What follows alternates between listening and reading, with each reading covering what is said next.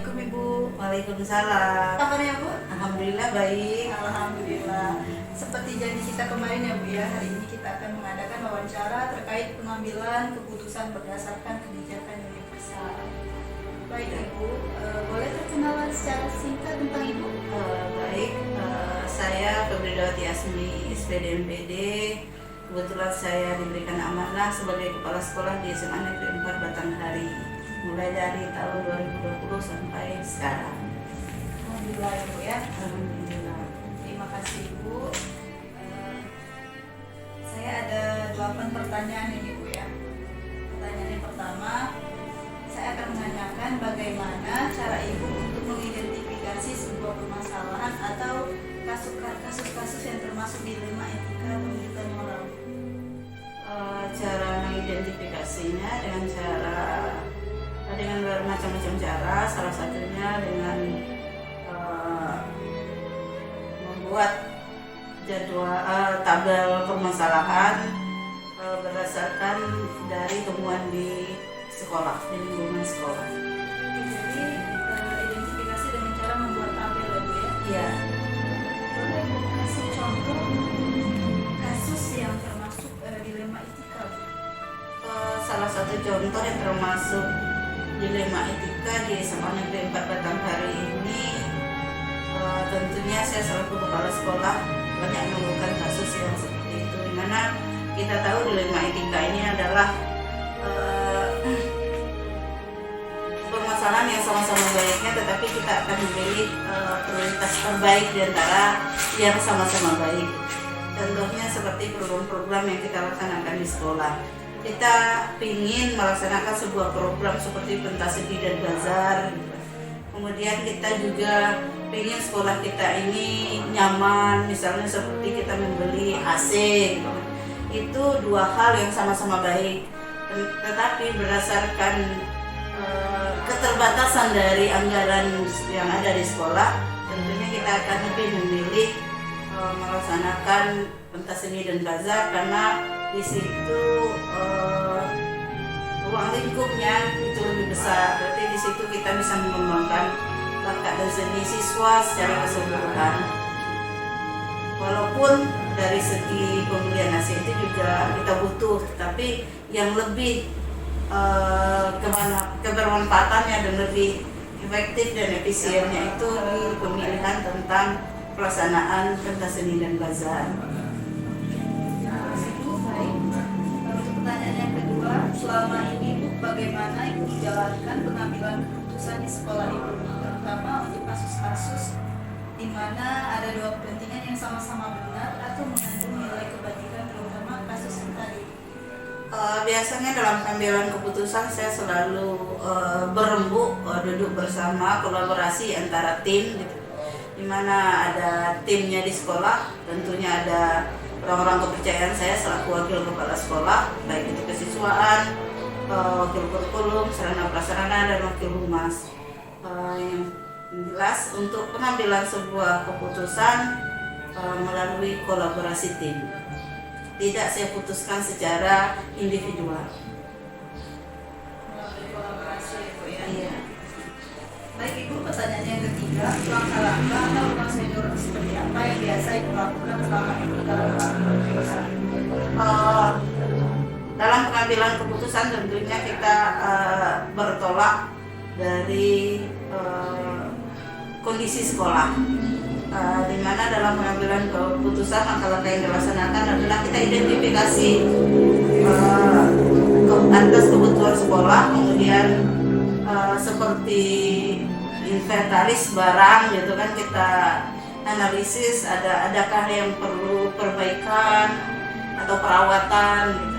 Itu langkah-langkahnya kita identifikasi. Pertanyaan berikutnya, hal-hal apa saja yang selama ini Ibu anggap efektif dalam pengambilan keputusan pada kasus-kasus dilema etika?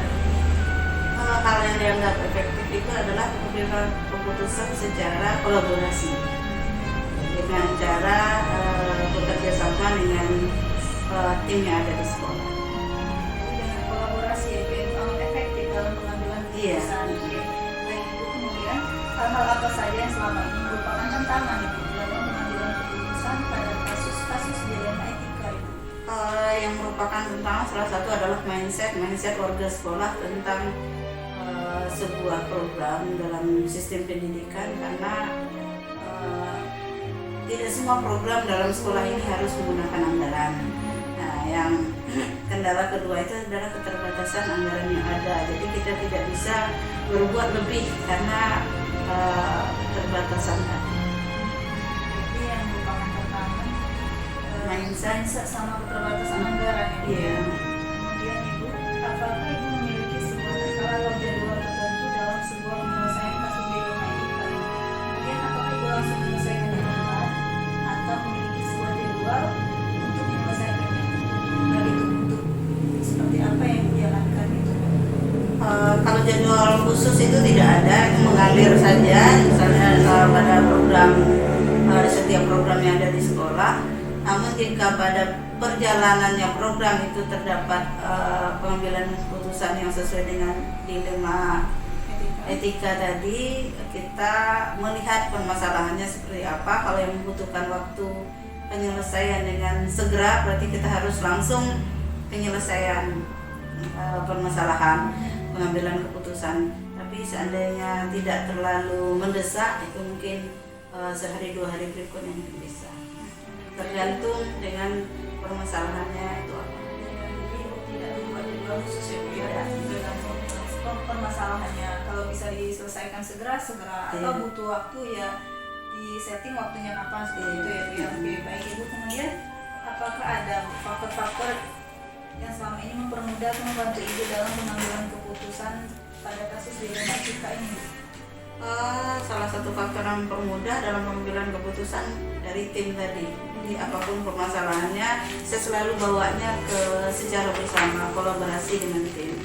Jadi yang salah satu yang mempermudah saya adalah adanya tim yang solid di SMA Negeri 4. Tim yang solid yang bisa mempermudah Ibu atau membantu Ibu ya Bu ya, Iya, dalam Kak. mengambil sebuah keputusan pada kasus dilema etika.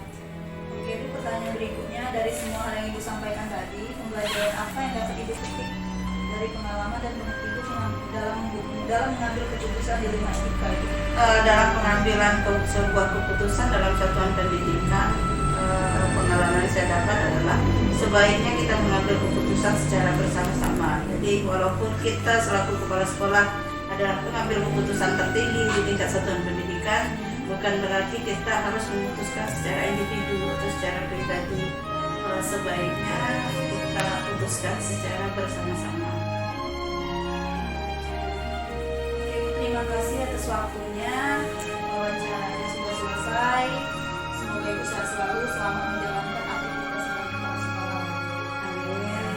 Ibu Najah juga selamat, semoga segera menjadi guru penggerak. Amin.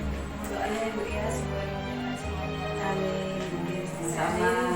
Iya. Assalamualaikum warahmatullahi wabarakatuh. Waalaikumsalam warahmatullahi wabarakatuh.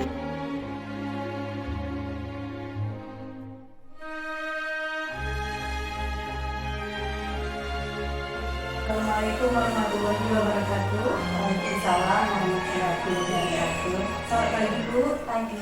Gimana kabarnya? Alhamdulillah sehat.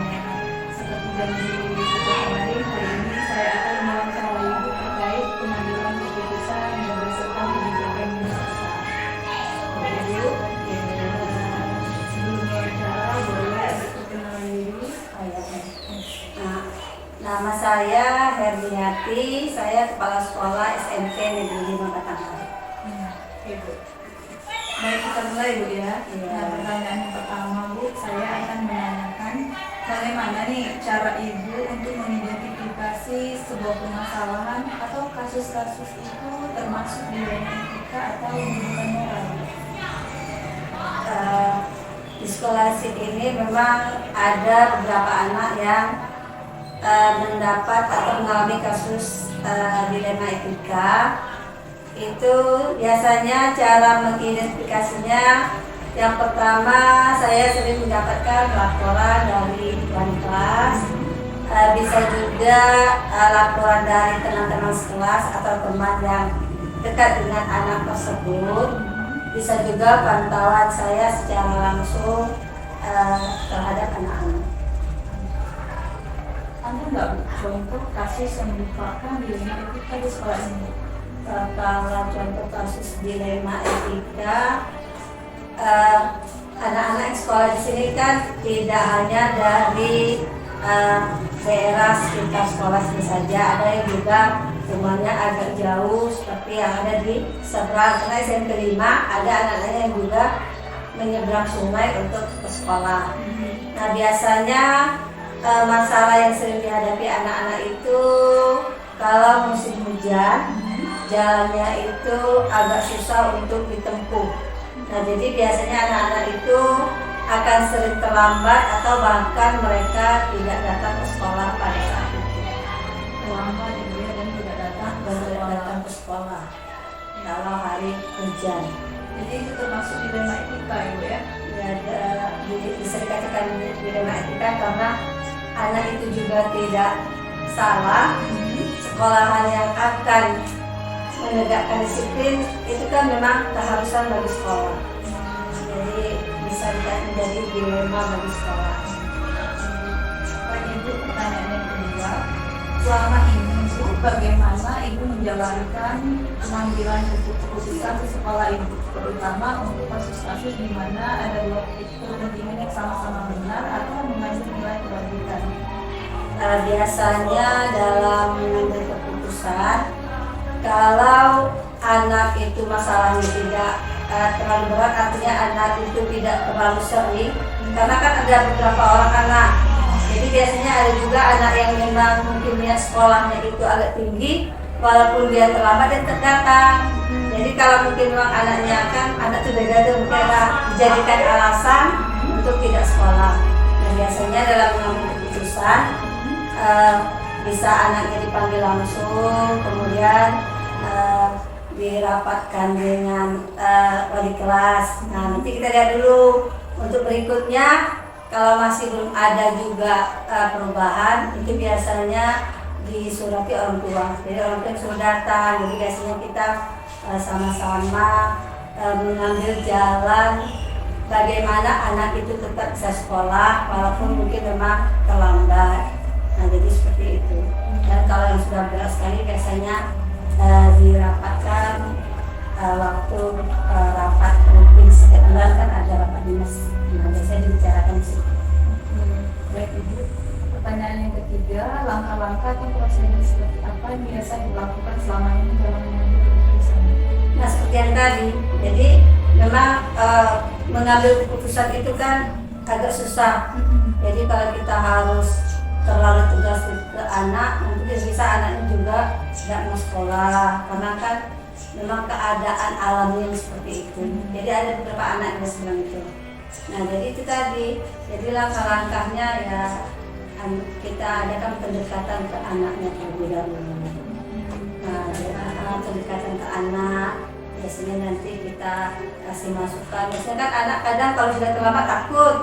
Nah makanya kita adakan pendekatan ke anak, walaupun terlambat kalau hari hujan tetap datang, walaupun mungkin sampai sekolahnya jam 10. Ada bahkan jam terakhir baru sampai, tetap enggak. Jadi tetap kita, ya intinya kita adakan pendekatan ke anak-anak. Selanjutnya, hal-hal apa saja yang selama ini Bu anggap efektif dalam pengambilan keputusan pada kasus-kasus dilema etika? Kalau hal yang paling efektif dalam pengambilan keputusan, ya biasanya anak itu ada masalah langsung kita panggil.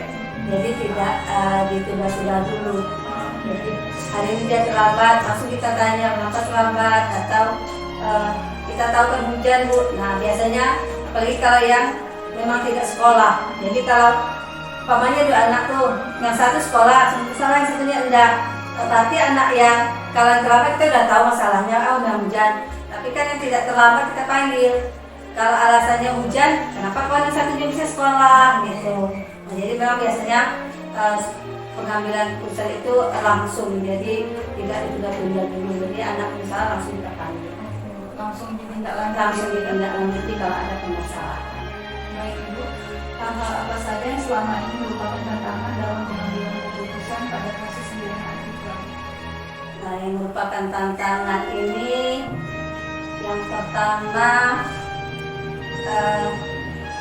kita kan banyak tuh, guru juga banyak, kemudian ya kan juga punya teman-teman tuh. Kadang-kadang kawan yang lain yang terlambat, kan kalau rumahnya dekat sini terlambat pasti agak beda perlakuannya dengan anak yang jauh. Nah jadi biasanya anak ini pasti protes.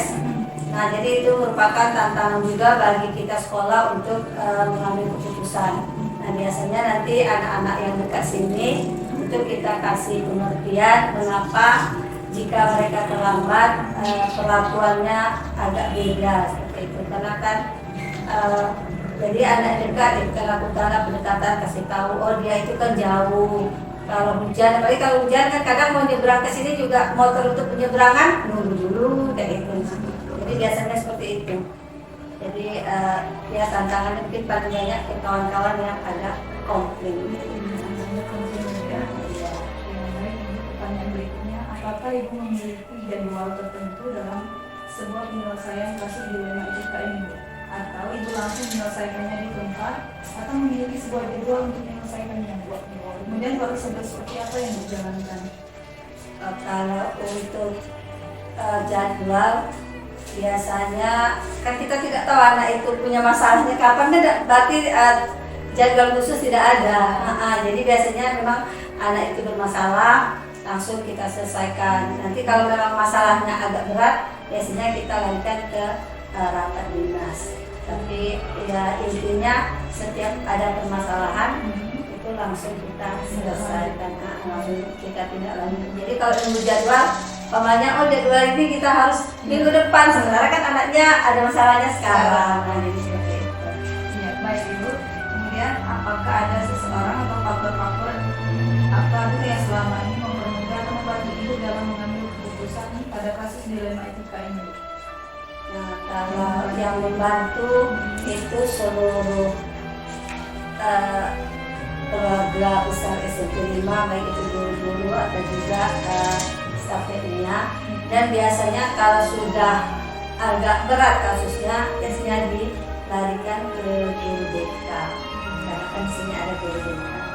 Jadi yang pemuda Ibu di sini ya tim solid gitu ya di SMP ini ya, semua dalam permasalahan seperti itu. Baik Ibu, kemudian dari semua hal yang Ibu sampaikan, pembelajaran apa yang dapat Ibu petik dari pengalaman Ibu mengambil keputusan pada kasus dilema etika? Nah, setelah beberapa kali Ibu melakukan pengambilan keputusan ini, itu yang dapat dipelajari adalah bahwa kita harus bisa bersikap adil dan tegas. Adil artinya bukan berarti semua peraturan itu adil untuk seluruh, enggak. Maksudnya berarti kita masih bisa menempatkan oh kalau anak yang ini harusnya keputusannya seperti ini. Jadi bisa juga kita belajar mengambil keputusan disesuaikan dengan permasalahan dan kondisinya masing-masing. Terima kasih juga atas waktunya. Semoga Ibu selalu sehat dan lancar menjalankan aktivitas sebagai kepala sekolah. Saya akhiri dulu Ibu. Assalamualaikum warahmatullahi wabarakatuh. Waalaikumsalam warahmatullahi wabarakatuh.